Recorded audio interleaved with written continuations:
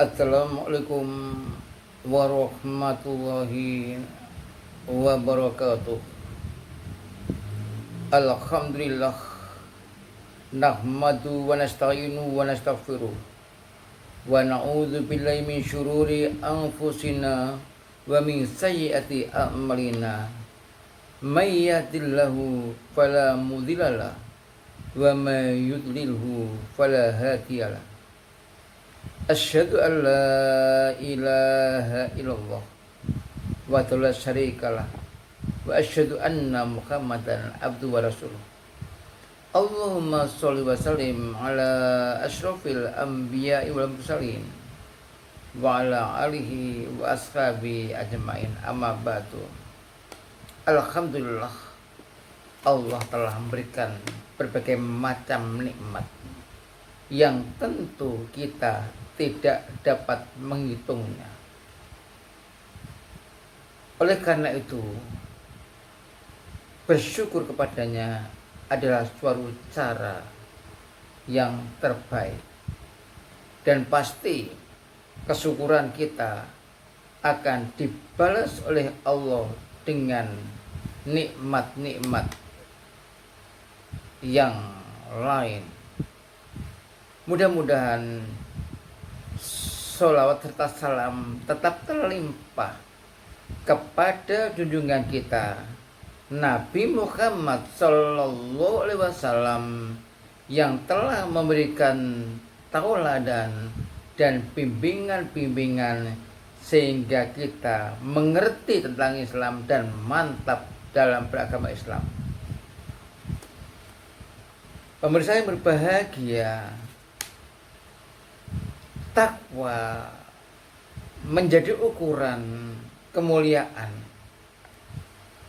Bahkan di dalam surat Al-Hujurat ayat 13 jelas-jelas bahwa yang paling mulia di sisi Allah adalah ukuran ketakwaannya. Inna akramakum indallahi atqakum. Sesungguhnya yang paling mulia di antara kalian adalah yang paling takwa.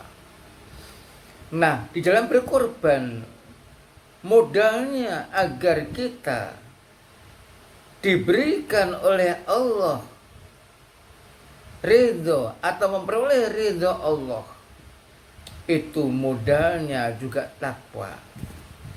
Bukan darahnya, bukan daging kurban yang kita kurbankan. Allah berfirman, la yanalallaha luhumuha wala dima'uha walakin yanalhu taqwa minkum.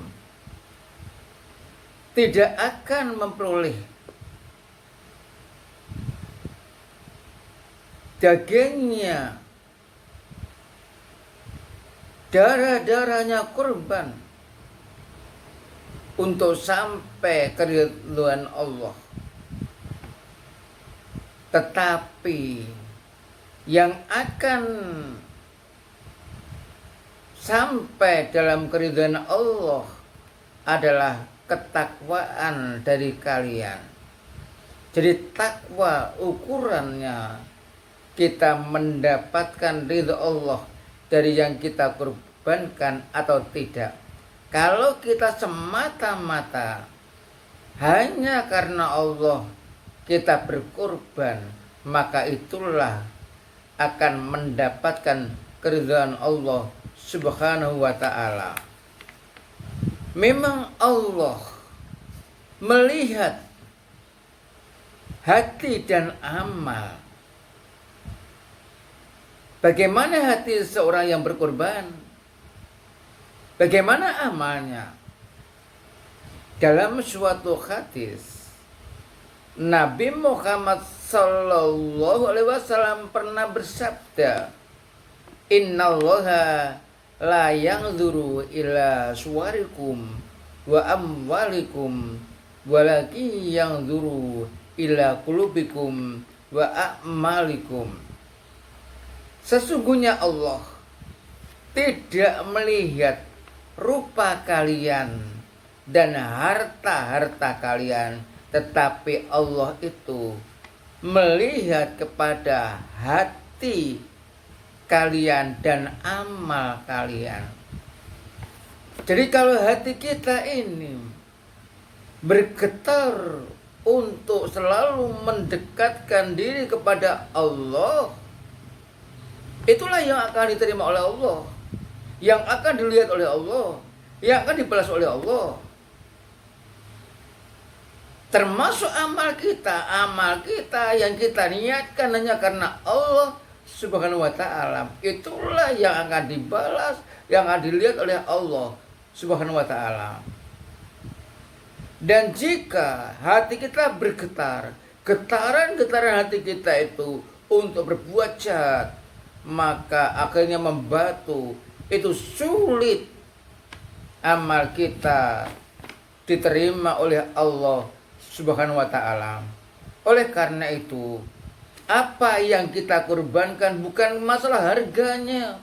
Kalau mahal diterima tidak, karena tampan cantik diterima tidak, tetapi yang dilihat oleh Allah hati kita, hati orang yang melakukan amal itu. Nah, mudah-mudahan kita semuanya termasuk orang-orang yang mendasari amal kita karena Allah Subhanahu wa ta'ala.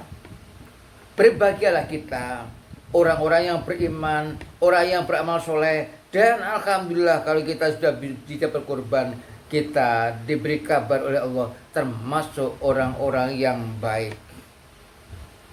Nah, hati kita harus kita jaga.